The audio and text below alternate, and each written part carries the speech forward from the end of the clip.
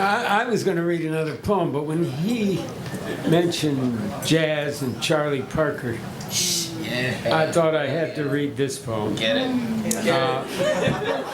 This is called Call It Music. There's a quotation, the subtle bridge between Eldridge and Navarro is a description of, in a book on jazz, of Howard McGee. I quote that. Howard McGee was a fantastic bebop trumpeter, a contemporary of Dizzy's and Bird's. Call It Music. Some days I catch a rhythm, almost a song in my own breath. I'm alone here in Brooklyn.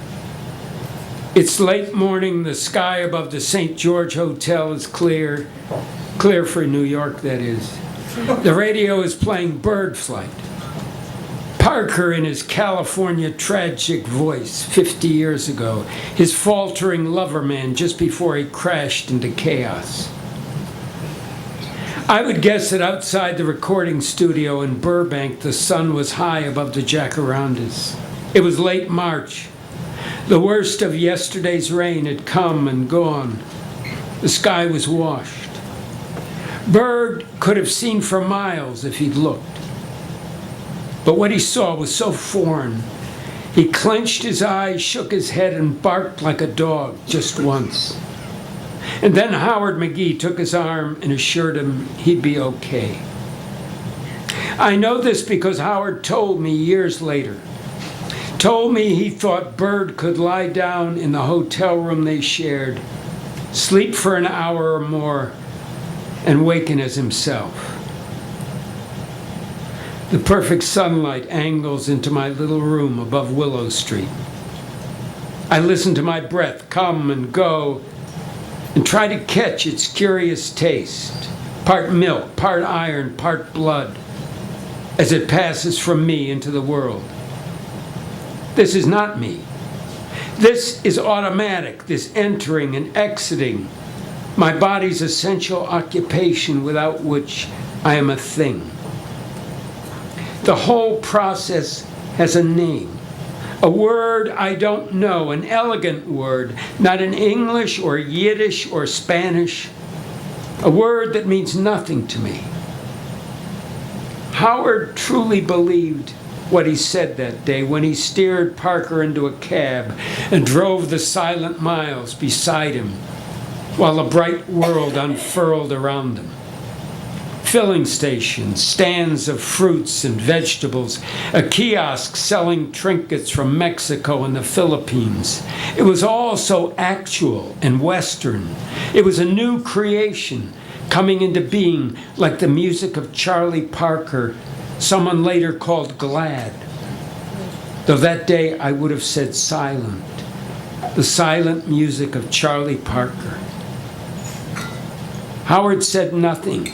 He paid the driver and helped Bird up 2 flights to their room, got his boots off and went out to let him sleep as the afternoon entered the history of darkness. I'm not judging Howard. He did better than I could have now or then. Then I was 19, working on the loading docks at Railway Express, coming day by day into the damaged body of a man, while I sang into the filthy air the Yiddish drinking songs my Zadie taught me before his breath failed. Now Howard is gone. 11 long years gone, the sweet voice silenced. Quote, the subtle bridge between Eldridge and Navarro, they later wrote. All that rising passion a footnote to others. I remember in '85 walking the halls of Cass Tech, the high school where he taught after his performing days, when suddenly he took my left hand in his 2 hands to tell me it all worked out for the best. Maybe he'd gotten a religion. Maybe he knew how little time was left. Maybe that day he was just worn down by my questions about Parker. To him, Bird was truly Charlie Parker, a man, a silent note going out forever on the breath of genius, which now I hear soaring above my own breath as this bright morning fades into afternoon. Music. I'll call it music. It's what we need as the sun staggers behind the low gray clouds, blowing relentlessly in from that nameless ocean, the calm and endless one I've still to cross. Thank you.